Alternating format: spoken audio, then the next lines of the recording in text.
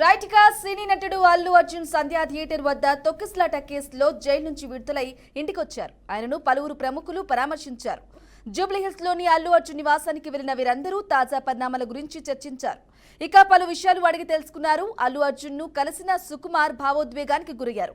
బన్నీని చూడగానే కన్నీరు పెట్టుకున్నారు. వెంటనే బన్నీ ఆయనను ప్రేమగా హత్తుకున్నారు. ఈ క్రమంలో బన్నీ కీలక వ్యాఖ్యలు కూడా చేశారు. బాధిత కుటుంబానికి అన్ని విధాలుగా సహాయ సహకారాలు అందిస్తామని తెలిపారు. మళ్లీ చెప్తున్నా ఆ కుటుంబానికి ఏం కావాలన్నా అండగా నేనుంటానని భరోసా ఇచ్చారు.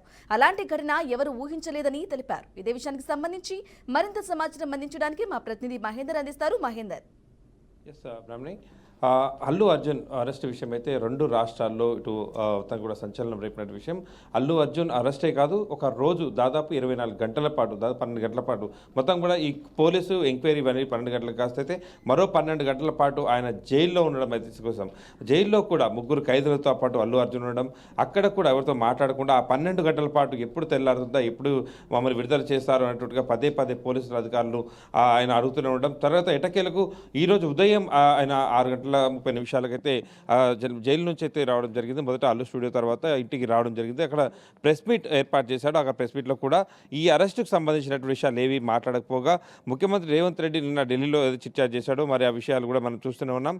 తప్పు ఎవరు చేసినా ఉపేక్షించలేదండి. అయితే అదే క్వశ్చన్స్ అయితే దీంట్లో తెలంగాణ రాష్ట్ర ప్రభుత్వం ఏమైనా మీ అరెస్ట్ వెనకాల ఉందా అంటే మాత్రం తాను ఈ కేసు అంతా కూడా కోర్టు పరిధిలో ఉంది కాబట్టి నేనేం మాట్లాడలేను అని చెప్పిన నేపథ్యం కనిపిస్తుంది. సో ఇలా అల్లు అర్జున్ ఎపిసోడ్ అంతా కూడా అరెస్టు తర్వాత ఇంటికి రావడం ఇలా జరుగుతున్న నేపథ్యంలో ఇటు సెలబ్రిటీలు ఒకసారిగా అల్లు అర్జున్ ఇంటికి అయితే రావడం జరుగుతుంది. ఇటు రాజకీయ నాయకులతో పాటు సినీ సెలబ్రిటీలు అందరూ కూడా, సినీ యాక్టర్స్తో పాటు డైరెక్టర్లు, ప్రొడ్యూసర్లు ఇలా ఒక్కొక్కరుగా ఇటు అల్లు అర్జున్ నివాసానికి అయితే వెళ్తూ ఆయన పరామర్శిస్తూ ఆయనకు ధైర్యం చెప్తూ ఆయనకు అండగా ఉంటామని కూడా చెప్తున్న నేపథ్యం కనిపిస్తుంది. మరోవైపు ఎప్పుడు వార్తల్లో రిచే ఆర్జీవి రామ్ గోపాల్ వర్మ సైతం తన ట్వీట్లో తెలంగాణ ప్రభుత్వాన్ని టార్గెట్ చేస్తూ తెలంగాణ ప్రభుత్వానికి తెలంగాణలో ఉంటున్నటువంటి అల్లు అర్జున్ ఒక కీర్తి తీసుకొస్తే ఇటు గిఫ్ట్ ఇస్తే ఇప్పుడు అల్లు అర్జున్కు తెలంగాణ ప్రభుత్వం రిటర్న్ గిఫ్ట్ అరెస్టు చేసి ఇచ్చింది అనేటట్టుగా ఎప్పుడు ఏదైతే సద్దుమణిగిపోయింది ఎవరిదిగా ఉన్నటువంటి నేపథ్యంలో అల్లు అర్జున్ ఈ విషయంలో ఆర్జీవి లాంటి వ్యక్తులు మాత్రం ఇప్పుడు మరోసారి ఇలాంటి మాటలతో కాస్త ట్వీట్లు చేస్తున్న నేపథ్యంలో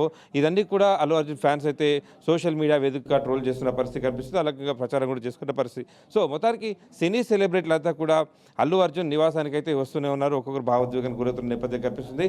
అయితే పవన్ కళ్యాణ్ కూడా వస్తారు అన్న వార్తలు అయితే వినిపించాయి. కానీ ఒకవేళ పవన్ కళ్యాణ్ వస్తే మాత్రం మొన్న ఏదైతే సంధ్యా థియేటర్ దగ్గర ఎదురైందో ఇటు అప్పటికే అల్లు అర్జున్ అభిమానులంతా కూడా ఈ రోడ్ నెంబర్ 45 అయితే అల్లు అర్జున్ నివాసం వద్ద మొత్తం కూడా పడిగాపులు కాస్తున్నారు. ఉదయం నుంచి కూడా అల్లు అర్జున్ చూడాలన్నట్టుగా. ఇప్పుడు కనుక సినీ సెలబ్రిటీలు వస్తున్న నేపథ్యంలో మరి ఇప్పుడు కనుక పవన్ కళ్యాణ్ వస్తే మాత్రం ఇంకా లాండ్ ఆర్డర్ చాలా ఇబ్బంది గురయ్యే అవకాశం కాబట్టి మరి ఈ విషయాన్ని అయితే ఇక బయటికి చెప్పట్లేదు. మరి పవన్ కళ్యాణ్ ఏ సమయానికి వస్తాడనే దానిపైన అయితే స్పష్టత అయితే ఇప్పటివరకు లేదనే చెప్పుకోవచ్చు.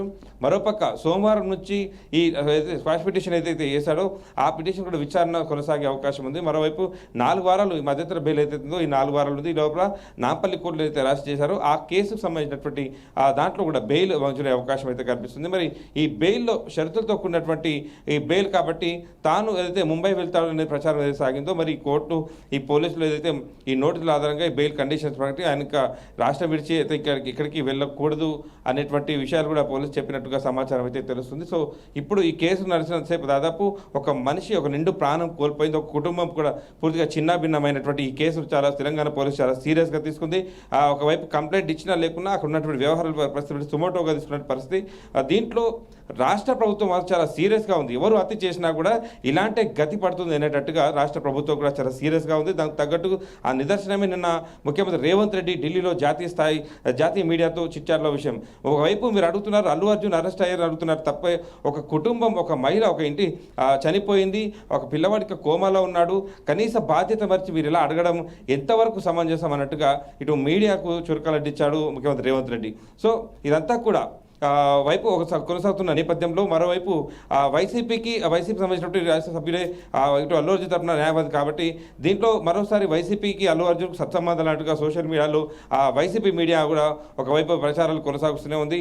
మరోవైపు దీనికి తగ్గట్టుగా టీడీపీ సోషల్ మీడియా అంతే రీతిలో వైసీపీ అని వీరు మాట్లాడితే ఇటు జగన్ రెడ్డికి 11 సీట్లు వస్తే ఇటు అల్లు అర్జున్ 8-11 అన్నట్టుగా మొత్తంగా 11-11 అన్నట్టుగా అట్లా ప్రచారాలు. సో ఒక్కటి కాదు, అల్లు అర్జున్ అనేటువంటి ఒక వ్యక్తితో మొత్తంగా ఇటు తెలంగాణ పోలీసుతో పాటు సోషల్ మీడియాలో వేదికలుగా ఇటు పోస్టులతో పాటు రకరకాలుగా జరుగుతుంది. మొత్తానికి అల్లు అర్జున్ అరెస్టు పైన ఇటు టాలీవుడ్తో పాటు బాలీవుడ్లో చాలామంది కూడా స్పందించారు. అలాగే రాజకీయ నాయకులు కూడా ఒక్కొక్కరుగా అల్లు అర్జున్ ఇంటికి చేరుకుంటున్న పరిస్థితి కనిపిస్తుంది.